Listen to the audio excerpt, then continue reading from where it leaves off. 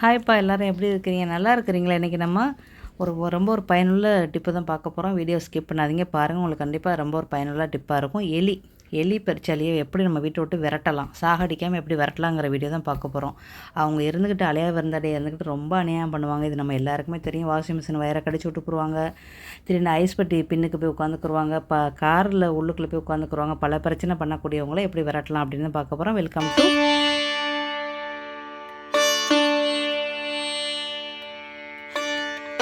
இப்போ அலையா விருந்தாடியை விரட்டக்கூடிய ஒரு டிப்பு பார்க்க போகிறோம். இந்த அளவுக்கு ஒரு பாதி கொசுவத்தி நம்மளுக்கு வேணும். ஓகே, கொஞ்சோன்னு எரிஞ்சிட்டு எனக்கு பேலன்ஸ் இருந்துச்சு, அதை நான் வச்சு நான் உங்களுக்கு டிப் எடுக்கிறேன்.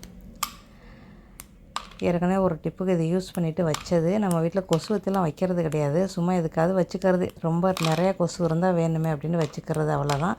இதை வச்சு தான் இன்றைக்கி நம்ம அலையா விருந்தாடியை நம்ம வந்து விரட்ட போகிறோம். ஓகே, இப்போ நம்ம நல்லா இடிச்சுக்கிட்டாச்சு. இப்போ நம்ம வந்து அதில் தண்ணி ஊற்றிக்கிறோம். இந்த மாதிரி இடிச்சிங்கன்னா உங்களுக்கு கொஞ்சம் சீக்கிரம் ஒரு அரை மணி நேரத்தில் உங்களுக்கு அந்த கொசுவத்தி எல்லாம் ஊறிடும். இடிக்காமல் போட்டோம்னா கொஞ்சம் 1 மணி நேரம் 1.5 மணி நேரமாக அது ஆகும் அந்த ஊறுறதுக்கு. ஓகே, கொஞ்ச நேரத்தில் உங்களுக்கு என்ன செய்யுது வந்து அப்படியே நமுந்துடும். நமுந்த பிறகு நம்ம பார்க்கலாம். இப்போ நல்லாவே நமுந்துருச்சு. கை வச்சா நல்லா அமுக்கி இது பண்ண முடியுது. இல்லை கொஞ்சோண்டு ஹாட் வாட்டர் ஊற்றுங்க.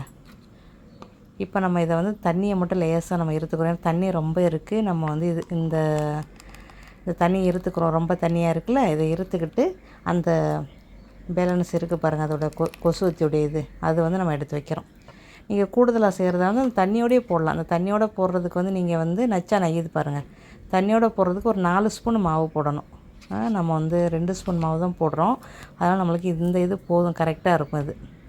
ஓகே, இப்போ எல்லாம் கொசுவத்தி ஃபுல்லாக நல்லா நமுந்துட்டாங்க. தண்ணியை எடுத்து தனியாக வைங்க. அது அதுக்கப்புறம் வேறு ஒரு இதுக்கு நம்ம செய்யலாம். இப்போ இதில் வந்து ஒரு 2 ஸ்பூன் அளவுக்கு நம்ம வந்து கோதுமை மாவு போடுங்க. இந்த இதுக்கு 2 ஸ்பூன் கோதுமை மாவு போடுங்க. அதுவே நீங்கள் இந்த தண்ணியை நீங்கள் ஊற்றுனீங்க அப்படின்னா கண்டிப்பாக உங்களுக்கு 4 ஸ்பூன் நீங்கள் போடணும். ஓகே, உங்களுக்கு நிறையா வேணும் அப்படின்னா நீங்கள் 4 ஸ்பூன் போட்டுக்கிறோங்க. எனக்கு இந்த அளவுக்கு போதும். எனக்கு வந்து ஒரு இடத்துல மட்டும் எலி வந்து நடமாடும், அந்த இடத்துக்கு தான் நான் செய்கிறேன். அதுக்கப்புறம் 1 ஸ்பூன் அளவுக்கு சோப்பு பவுட்ரு, அதாவது துணிக்கு சலவைத்தூள், சோப்பு துணிக்கு போடுவோம்ல அந்த சோப்பு தூள் போடுங்க. சோப்பு பவுட்ரு போட்டுக்கிறோங்க. போட்டு நல்லா கிண்டிக்கிறேன். நம்மளுக்கு பாருங்கள், நம்மகிட்ட இருக்கிற அந்த இதுக்கு இந்த மாவு கரெக்டாக வரும். தண்ணியோடு ஊற்றுனோம்னா நம்மளுக்கு தண்ணியாக போயிடும். அப்புறம் நம்ம வந்து பால் பிடிக்க முடியாது. ஓகே, மாதிரி பால் பிடிச்சி உங்களுக்கு எங்கெங்கே எலி பெருச்சல் நடமாட்டம் இருக்கோ அந்த இடத்துல வச்சு விட்ருங்க. அப்போ இந்த எலி வந்து உங்கள் வீட்டு பக்கமே வராது. கண்டிப்பாக செஞ்சு பாருங்கள். இப்போ நல்லா சப்பாத்தி மாவு மாதிரி நல்லா பிணைஞ்சிருங்க. எல்லாத்தையும் நல்லா மிக்ஸ் பண்ணிவிட்டு நம்ம சோப்பு பவுட்ரு போட்டிருக்குறோம் 1 ஸ்பூனு, 2 ஸ்பூன் அளவுக்கு கோதுமை மாவு போட்டிருக்குறோம், ஒரு பாதி கொசுவத்தி போட்டிருக்குறோம், கொஞ்சோண்டு தண்ணி ஊற்றிருக்குறோம். அவ்வளோதான். நல்லா சப்பாத்தி மாவு பக்குவத்துக்கு நல்லா பிரட்டிக்கிட்டு நல்லா ஒரு நெல்லிக்காய் சைஸ்க்கு ஒரு உருண்டை போட்டுருங்க. உருண்டை போட்டு வைங்க. வச்சு உங்களுக்கு எங்கெங்கே எலி பெருச்சால் நடமாட்டம் இருக்குதோ அந்த இடத்துல இந்த பவுலை வச்சு விடுங்க.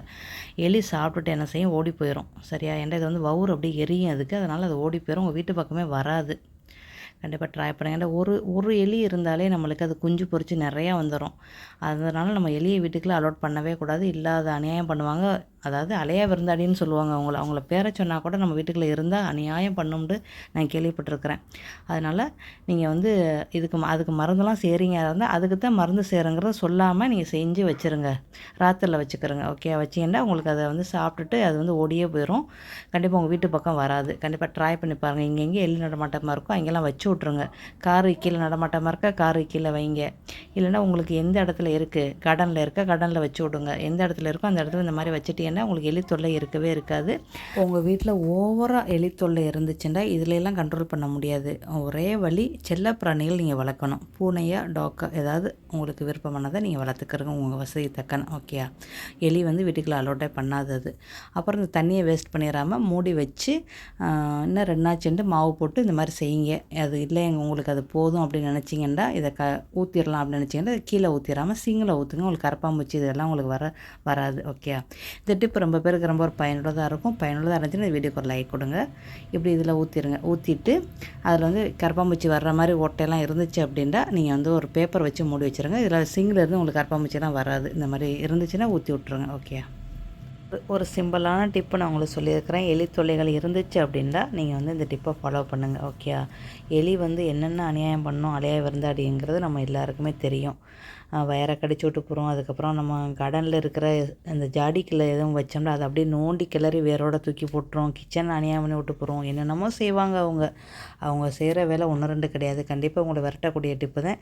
நீங்கள் செஞ்சு பார்த்துட்டு ஃபீல்ட் பேக்க சொல்லுங்கள். நெக்ஸ்ட் பேரில் சந்திக்கலாம். பை. C you.